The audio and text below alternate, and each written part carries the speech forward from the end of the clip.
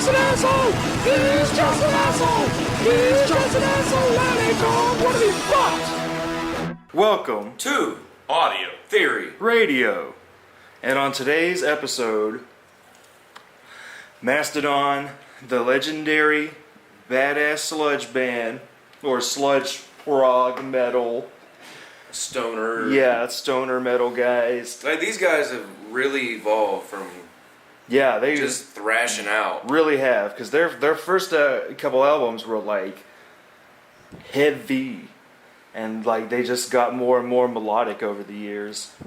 Dude, the new album is very melodic, and they've gotten way more melodic since. I mean, like right after Leviathan, they started getting more melodic. Is Blood Mountains after Leviathan? Yeah. Yeah, Blood Mountain is one of those albums where it's like really, really good, but then the songs feel a lot longer than they actually are. Yeah, but it's a badass album. Yeah, it's badass. Like that's in no way like talking down about the album, but at the same time, it's like I'll be like, because there are really long songs that don't feel that long, but these are semi-short songs that feel a lot longer than they are. And oh wow, rumble in the floors. So this is going to be a Mastodon retrospective in respect to their new album that just came out. Alright, yeah. We can't play any of the new stuff yet, but we are. Yeah, we are. What song is this? This is Tread Lightly. This is cool. I like the cover. It's like a fruit salad. Yeah, oh like my God. It looks tasty. I'm going to eat it. It's like a psychedelic fruit salad. Yeah, man. Yeah. Okay, so let me see. I shall download it now. Alright, I want to talk about the first time I heard about them, though. Yeah. Before we get into this. Because I know Josh hasn't really albums. heard them before. Except for that one song from, was it Rocksmith? Okay. That Colony of Birchmen. Oh yeah, that was the first song I heard from them. Mastodon is the Black Power Rangers' favorite band. Really? That's cool. But yeah. Goddamn, dude, it flew over your head. You remember the Black Power Ranger was the Mastodon. Oh. Mastodon. Oh. Or was that? Wait a minute. I thought you were saying you got your joke wrong. Wait a minute. Okay. No, yeah, okay. The Blue Power Ranger was the Triceratops. Yeah, I was just making a dumb joke. He failed at it anyway. Yeah, dude. Yeah. Well, alright, the first time I heard about them when I was going to FYE looking for new shit. Lyrics. And I'd always see Remission, Leviathan, and Call of the Mastodon. All used copies. And I'd be like, well, I like these covers. Those look really cool. And I never picked them up. And then this dude I was working with at the time was telling me, have you heard about Mastodon? You need to check them out. And I'm like, well, I have heard of them. I've never listened to them, though. And then this album came out, and I saw the video. Blood Mountain? Yeah, Blood Mountain came out, and I heard a video late at fucking night. And that shit blew me away. So like the next time I went to the record store, I went and picked it up. And it was only a couple of months old, or maybe about a month or two old when I got it, and it was used. Mastodon! I like the name. That's a very metal sounding band. Yeah, Mastodon. dude. Mastodon. Yeah. And it's cool they got lyrics. I like it when bands put their lyrics. And a really cool thing is these guys are from a sludge and prog metal scene that is right around the corner from us, basically. I mean, they're from Atlanta, Georgia. They met in Birmingham, Alabama. Oh, really? Okay. And then, you have... They pretty much influenced a big Georgia scene of sludge metal groups like Caius and... Baroness and stuff. Like Baroness, they're from Savannah. Isn't Caius from Savannah?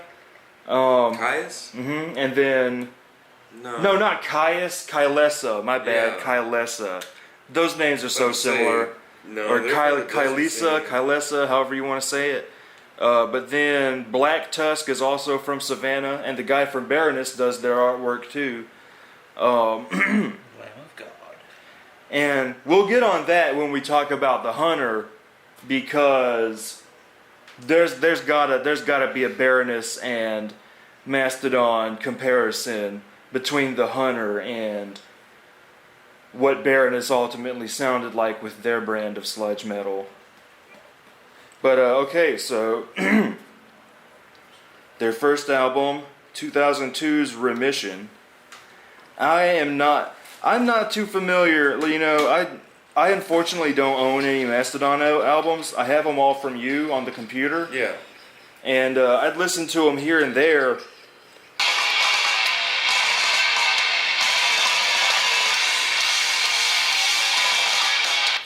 Yeah. So they were pretty heavy on Remission. Heavy as shit, actually. Yeah, there's some heavy shit on There's here. really no clean vocals on it.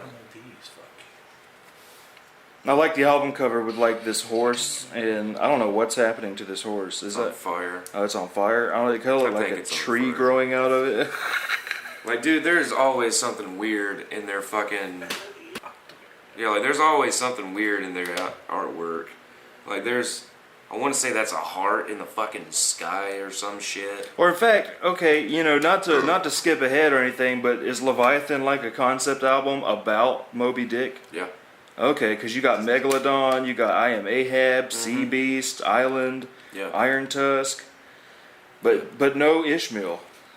This is supposed to be this is like the one that's not really a concept album, but people look at it as a concept album. I don't really know what it's about. It's like, it has a theme of fire. Okay. But, yeah. That'd be the first Mastodon CD. Fisherman John the Fisherman. Okay, yeah, I'm way more familiar with Leviathan.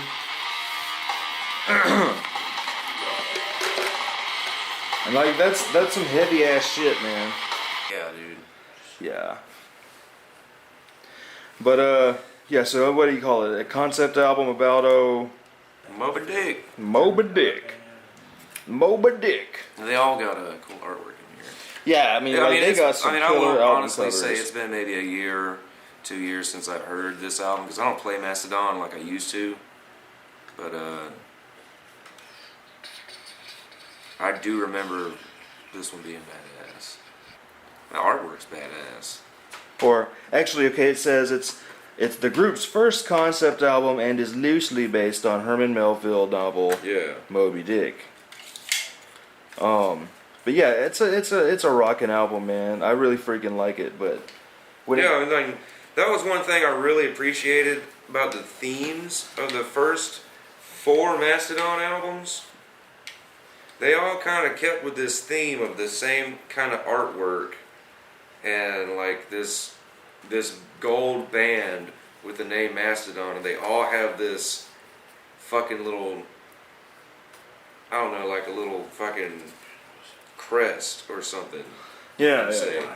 And you have all those little crests of water, fire, I forgot what that one was, probably earth, and then this one. You have all those fucking logos in one, or all those little crests put together. Oh. Yeah. It's pretty fucking cool. I mean, that was one cool, that is one album that has a lot of cool shit to look at in the artwork. Like, I really can't say much about Leviathan because the ones that I listened to most were the ones that came after Remission and Leviathan. I love that first line. It's like you can feel the paranoia in that dude. I think someone's trying to kill me. Yeah, that is a badass rockin' fucking album, dude. But after that, they were on Relapse Records, and then they made it big, got their major label debut, and signed with Reprise. And then Relapse started putting out old shit. Really? Yeah. So we have Call of the Mastodon, which is demos or some shit. It's an EP. It's like, I don't know, look it up on your thing. I know it's like an EP of one, like maybe 2 EP, an EP and a split put together or some shit. But it also has cool fucking artwork that kind of goes with the same themes of the other one. It contains alternate, reordered versions of all the first songs from their first EP, Life's Blood, as well as 3 tracks from their 7-inch self-titled vinyl released in 2000, and a bonus song, Call of the Mastodon, which has only appeared on a 9-song demo, which originally contained vocals by their previous vocalist, Eric Sanner. This was their final release on, and then they signed to Warner Music, it says. Yeah. So Reprise is owned by Warner Brothers, or is Warner Music Warner Brothers? I might be wrong. Relapse is owned by Warner Brothers, but it also, no, Reprise. Okay, yeah. Is owned by Warner Brothers, but it says Relapse on it. But yeah, this one, the Life's Blood EP is pretty badass, because this is like the heaviest you'll probably ever hear Mastodon. All fucking growls, and it's like death metal, sludgy, just distorted noise. So that's fucking cool. Yeah. And then they signed to a major label and made Blood Mountain. Blood Mountain is the first Mastodon I ever heard. Yeah, because I remember when I got this, I fucking loved it. I played it out. It was, at the time, some of the shit that was new to me, that was like a recent band, that I was like, I have to hear more from these guys. Like, Yeah, Blood Mountain is a concept album, according to bassist Troy Sanders. It's about climbing up a mountain and the different things that can happen when to you while you're stranded on a mountain in the woods and you're lost. You're starving, hallucinating, run into strange creatures. You're being hunted. It's all about the whole struggle. So that's kind of cool. That's a cool little concept. Wow, this album has guest appearances by Scott Kelly of Josh Homme. Yeah, Scott Neurosis. Kelly's on most of them. And then you have Josh Homme and Isaiah Owens. Cedric from Mars Volta is on 2 songs on here. That's pretty cool. Hell yeah. So they got a lot of good help on that. Yeah, that's pretty fucking rad. I mean, Like, have you heard the song that Brent Hines did with... Brent Hines is the guy that got the tattoo on his face from Mastodon. What song did he do with who? He did a song with Dillinger. I don't think I heard that. It's off of Irie Works, one of the last songs. Okay, well, I've had to have heard it, but I didn't know it was him or anything. Because, in fact, I haven't listened to any Dillinger since I first put that stuff on the computer. And the last time I ever heard any Dillinger was when we were doing that first listen for And you their burned the last album. couch? Yeah. Or we burned the couch? I only owned this one You Dillinger didn't album. burn the couch. You made a cup holder. Yeah, we made a cup holder, man. But I got a sweet Dillinger t-shirt that's never been taken out of the package. Wow. That dude should fucking be with them full time, man. Because his voice matches that so well. I love that dude's voice. So we're still talking about Blood Mountain. Blood Mountain. Yeah, Blood Mountain was the first one I ever heard, and I remember you brought it over when you came to live with us, and I was like, this is some pretty cool shit. Yeah, and then we were hearing that they were coming out with a new album. Yeah. I was like, no fucking way, I gotta hear that. And I started reading up on it, and they were like, we're only gonna have 7 songs.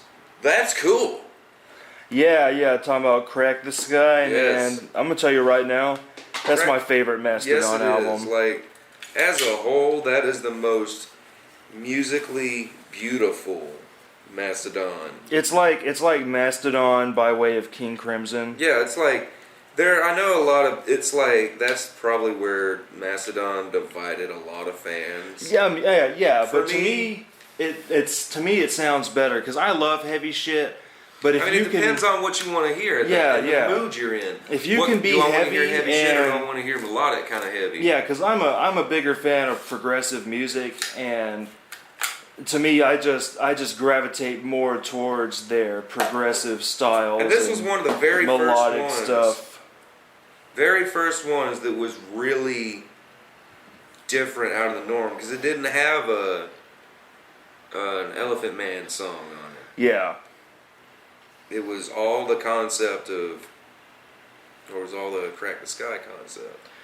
Yeah, he said the concept on this album is basically there's a paraplegic and the only way that he can go anywhere is if he astral travels. Yup. And he goes out of his body into outer space, and a bit like Icarus, he goes too close to the sun, burning off his golden umbilical cord that it keeps him attached to his solar plexus. Now, if you're into all that kind of crystal healing, kind of new age stuff with your chakras and stuff, your solar plexus chakra is right there around your stomach, and when you astral project, your soul is basically kept connected to your body by some sort of umbilical cord, and if that cord severs, you're floating around in the astral planes.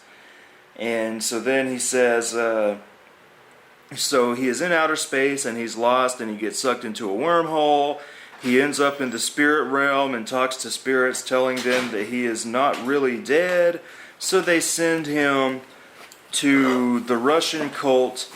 They use him as a divination, and they find out his problem. They decide they are going to help him, so they put his soul inside Rasputin's body, and Rasputin goes to usurp the Tsar, and he is murdered. The two souls fly out of Rasputin's body through the crack in the sky, and Rasputin is the wise man that is trying to lead the child home to his body because his parents have discovered him by now and think he's dead. Rasputin needs to get him back into his body before it's too late, but they end up running into the devil along the way, and the devil tries to steal their souls and bring them down, and then there are some obstacles along the way. Now, that's a badass idea for a concept album. This is actually the most well thought out concept album, and after that they just kind of stopped doing concept albums. Because because I love all that kind of chakra talk and the astral projection. Like, I'm all into that kind of stuff. And so that's another reason this is my favorite Mastodon album, because it touches upon that kind of stuff. And then just randomly adding Rasputin to the bit, it's like, that's so freaking cool and so freaking out there. You can't go wrong with this album cover, man. I mean, look at that, dude. You can just stare at that shit all day. There is one thing in here. I was sitting here the night I got it. I put on headphones while it was on my iPod, and I fucking listened to it all the way through with the lyrics. And then when I was done with a certain part of the lyrics, there's the crests again for each album. Oh, okay. All surrounding the new crest. Anyway, while I was going through it, I was looking at looking at pictures, and I sat here looking at the new crest, and I saw this big fucking thing. And then I jumped, because I see this face in it, and I'm like, whoa! Because I didn't see the face at first. Where's the face? Right here. Oh, okay, yeah, that is kind of creepy. That's his sister, the drummer's sister. Yeah, did she blow her brains out or something? Yeah. I think she was 14. So... Suicide. Yeah, suicide, people. Here's a shiny rainbow. And then, I guess, are we done with Crack the Sky? Do you want to be done with Crack the Sky? I mean, I don't really have much else to say about it except for, what I've already said. But their next album is the Jonah Hex Revenge Gets Ugly EP. Nah. Yeah, I gotta touch on this for a minute. I hear good things about Josh Brolin though as Jonah Hex. Dude, Like- he played. Josh Brolin is actually a pretty damn good actor. It was like how Is he the Clint dude? Eastwood was a great cowboy. He played a great Jonah Hex. Okay. Is he the guy that did Tommy Lee Jones' character in the New Men in Black? Yeah, I movie? think so. I He think did so. a damn played good the Tommy young Lee Jones. I hated that fucking movie. It was stupid. played a young pointless. K. Yeah, but he did a damn good job at imitating Tommy Lee Jones. But the only thing that made me intrigued about this Jonah Hex movie. Is that Mastodon was doing the soundtrack? Yeah, And I wanted to hear Mastodon. it, but I never heard it because it was download only. Okay, maybe Yeah. that's why that fucking movie had such cool. It had some really badass fucking musical interparts. Yeah, Mastodon composed the music, and they released an EP called Revenge Gets Ugly, and it has 6 tracks. And they're all pretty long. Death March is almost 9 minutes, and they have an alternate version of Death March at 9:07. You know, it's all stuff that I really want to hear. Yeah, I wouldn't mind getting it, but I need a computer and something to download it onto. So there is no physical release. No. That I kind mean, of. I wish they'd be like Flaming Lips and just randomly release it in a human skull. Yeah. But this, So then after that, what is this? Live at Aragon? that was just a live version of fucking Crank the Sky. Oh, so the full album? Yeah. And Oh. people said it sucked because they What? couldn't sing it. What? Really? People were comparing Baroness live to Mastodon live, and they're like, well, Baroness can sing just as good as on the album as they can. Sounds like you guys are using Pro Tools or shit Damn. to keep your vocals up. So then after all But then that, I give them that, I understand what they're saying. If you spend like 15 years of your career screaming into a microphone every goddamn day, you're not going to be able to do it like you used to. yeah. And then if you start singing now, you're really just now starting to sing live and a lot, so your voice is going to crack. So after this, we get Mastodon's The Hunter. I was pissed off at this release. Now, Reading into it, I was mad. Because I'm like, it's not even a concept. You guys are just kind of throwing that out the door. And just, okay, whatever, dude.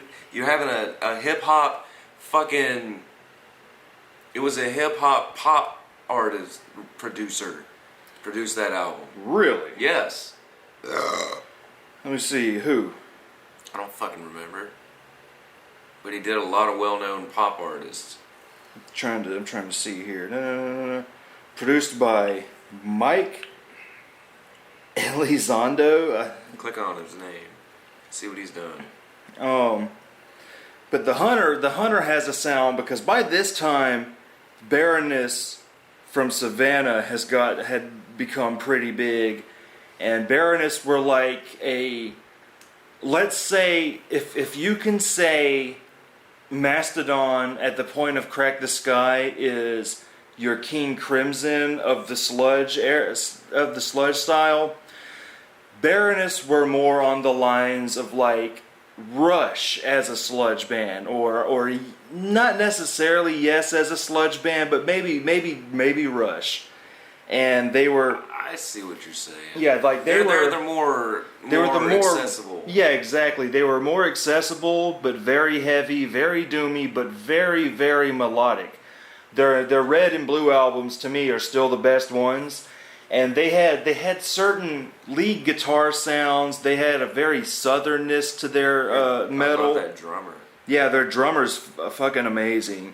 And then The Hunter comes out.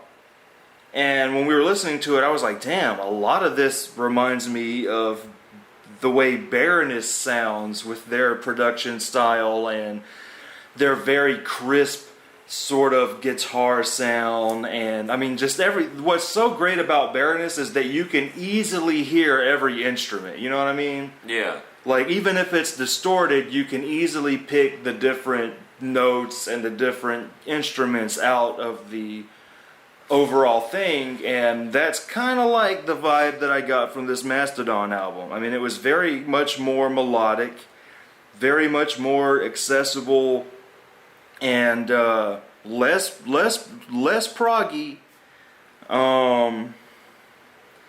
More on the lines of like a straight up rock album from Mastodon or another. Yeah, it was like that was the concept. Let's make a fucking rock album.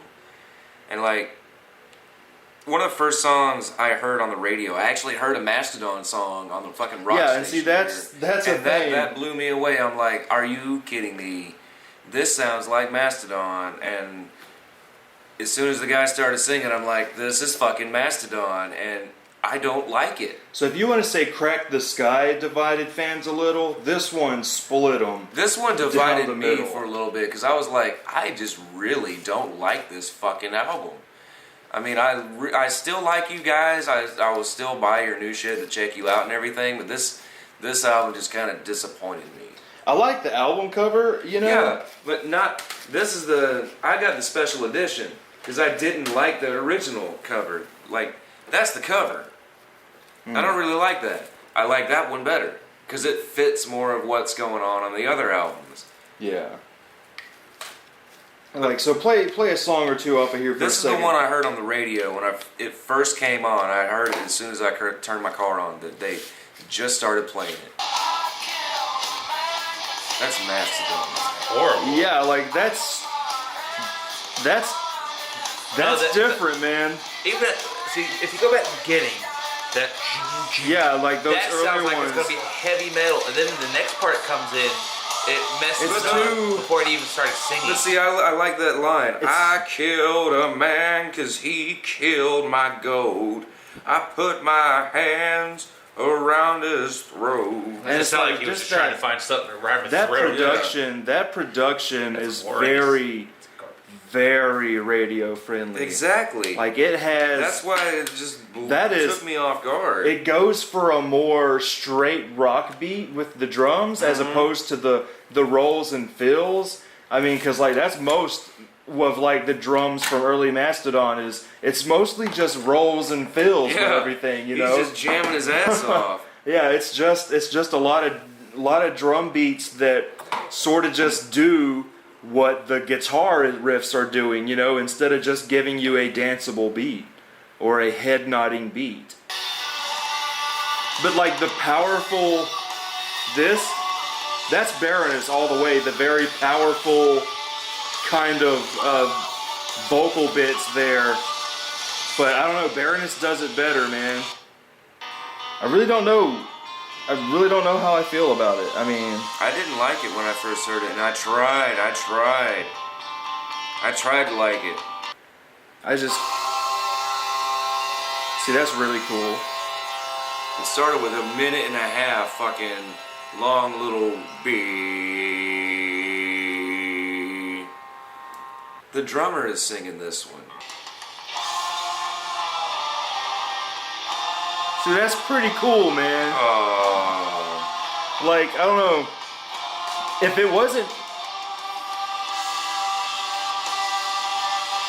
Because that's rocking, man. Like, that's one of those...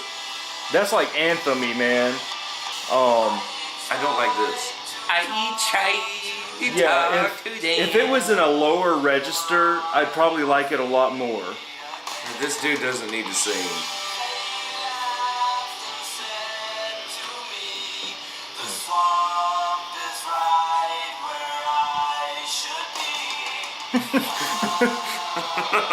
They say the song with Yoda?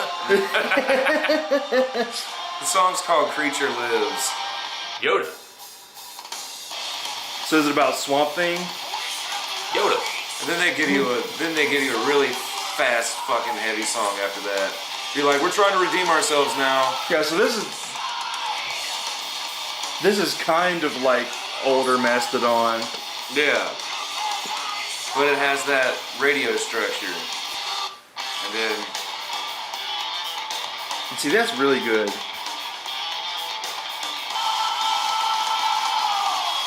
Kind of sounds like a Linkin Park scream.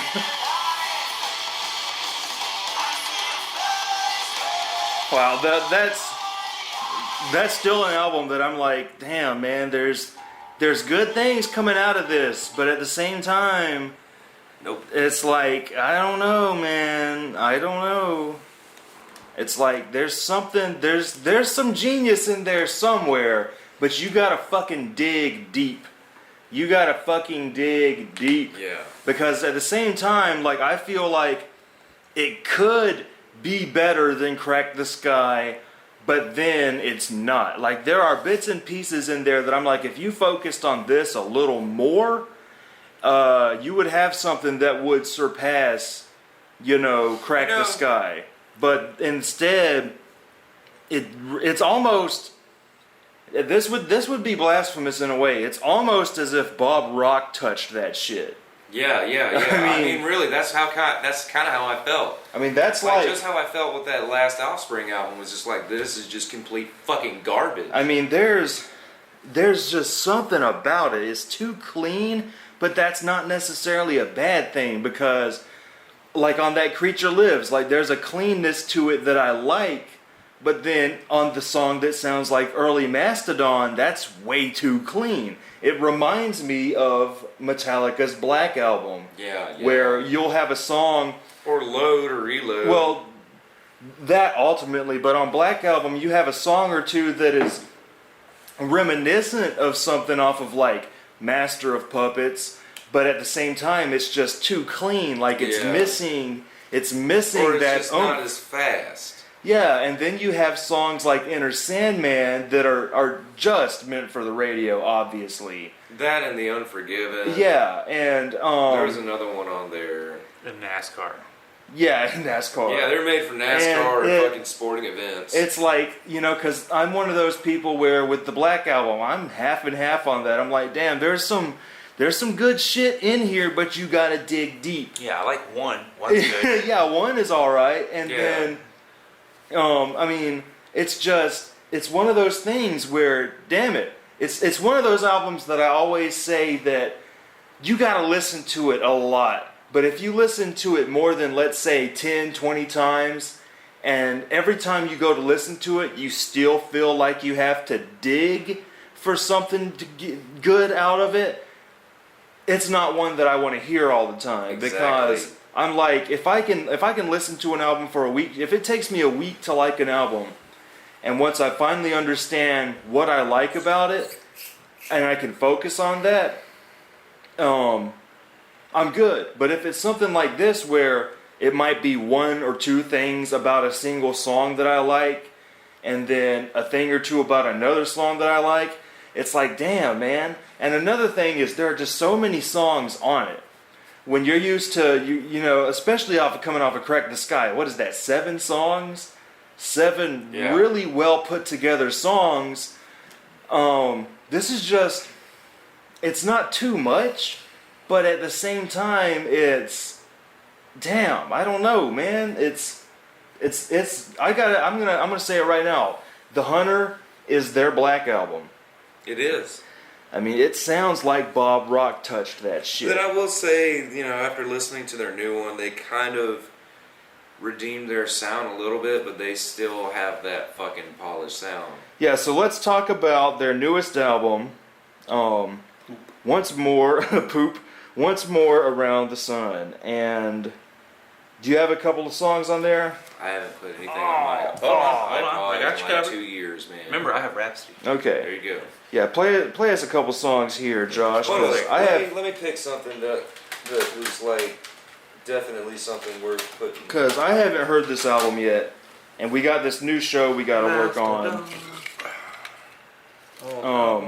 Because I've heard fairly good things about this. I mean, Cover Killer Nation. He says that first song we heard earlier was pretty fucking awesome. Tread Lightly. Yeah. Asleep in the Beat. Oh, I don't even have to search it. I already have it downloaded. Asleep in the Deep. Cover Killer Nation gave it a decent review, saying that it was something that is a little underwhelming when you listen to it first. Yes. But give it a couple more chances, and you'll find a lot of great things about it. And there that's was what I'm a lot saying. of great things when I first heard it. Do you want to plug your thing in, or? Because that's how I felt about The Hunter. It's like one of those things where if you give it enough chances, you're still not. At least me, when I tried to give that album enough chances, I don't really find anything. Technical difficulties. You might have to take your... No, my phone's jacked and starting to screw up. I need to get a replacement for it. You sure you don't have to take the jack off or the... jacket you're off. fine. It was. But I've kind of come to expect that. I mean, I found out about them, or the first song I heard and saw a video from was on fucking MTV, so I kind of expect to hear something that sounds like it's clean enough for radio. It's pretty cool. Yeah, that's a lot better. Because it's like the Hunter has mixed ideas. Like if you take, like let's say if you take a part from song 1, a part from track 5, and another part from track 6, and put that together, boom, you have an amazing song. Yep. And I mean, I really enjoyed the listening experience the first time I heard it. The last track was a little underwhelming, and my first reaction after hearing it was, damn, I hate that I liked the album cover before, or I hate that I like the album cover more than the album itself. that album cover, I would say, man, if you have an album cover like that, that music better live up to that album cover. And in a way, the first listen didn't really strike me as like it didn't give me chills like Crack the Sky. Yeah, Crack the Sky has a lot of chill moments. After having that kind of moment with them, I expect that. Yeah, you would expect their music, because I still, even with Teresa's new album, I still got chills. Like if it's a band that continues, even with Tenacious D's last album that came out, still got chills from fucking. You know, I will say I never really, I really liked Dropkick Murphys, but when they did that, what is that album, Going Out in Style? Yeah, when they did that, I got chills listening to that. Yeah. And I was like expecting something out of them, but they were like, we're just gonna do a normal Dropkick album. And that one didn't give me any chills. When I first heard it though, some of the songs was just like, okay, alright, that's cool. Yeah, like it gave me some kind of moments. Yeah. Well, not the entire album, but I got moments that sound like, okay. To me, I enjoyed it. Yeah, to me that one was like it was like a good average Dropkick album, whereas like all the songs are good, and a great majority of them are Irish based. There's no there's like one or two punk songs. Yeah, like there's just two standard punk songs that. But I am a little disappointed that they rehashed that fucking Shipping Out the Boston riff. Yeah, they did. But yeah, from what I've heard, I've only heard a song. I've only heard that song, and I like that song. And how many tracks does it have? Like 11. See, that's better than how much is on the Hunter? Like 15? Like 15 or 14? 14 tracks? 14 tracks? 13? And the Hunter 14. Also reminds me of the very weak Green and Yellow Baroness albums. Like I was sort of disappointed with those. No, the Baroness came out a year later. Yeah, exactly. That's what I'm saying. It's like that Mastodon tried to be Baroness on the Hunter, and then Baroness. I wonder what they're gonna sound like now, though. Yeah, they had that fucking bus accident or some shit. Yeah, man.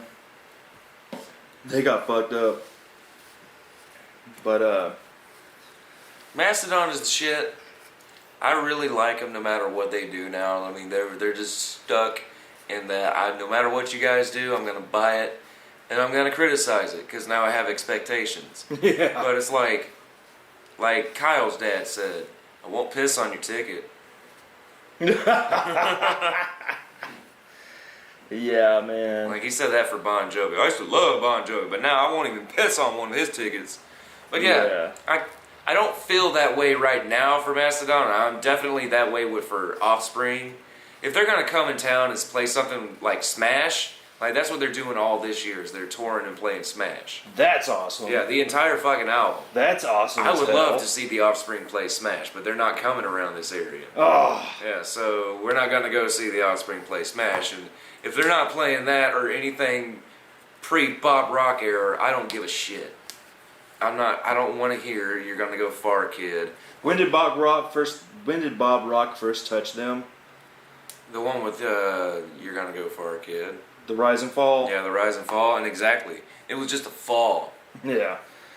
So yeah, I guess my thoughts on Mastodon is I really like them. I have never I'm a casual listener when it comes to Mastodon. I was more the bigger fan in this conversation. And then Josh here, this is pretty much his first big introduction to Mastodon here. Quiet guy in the corner. Yeah, this one was pretty much the Zach show. The Zach show, kind of like the one-sided conversation on the Green Day episode. Yeah, that was the Zach show also. Shit. Oh my god. Oh my god. That is fucking hilarious. But I guess we'll let you guys go. All right, Kate. And we'll touch base next week. Yes.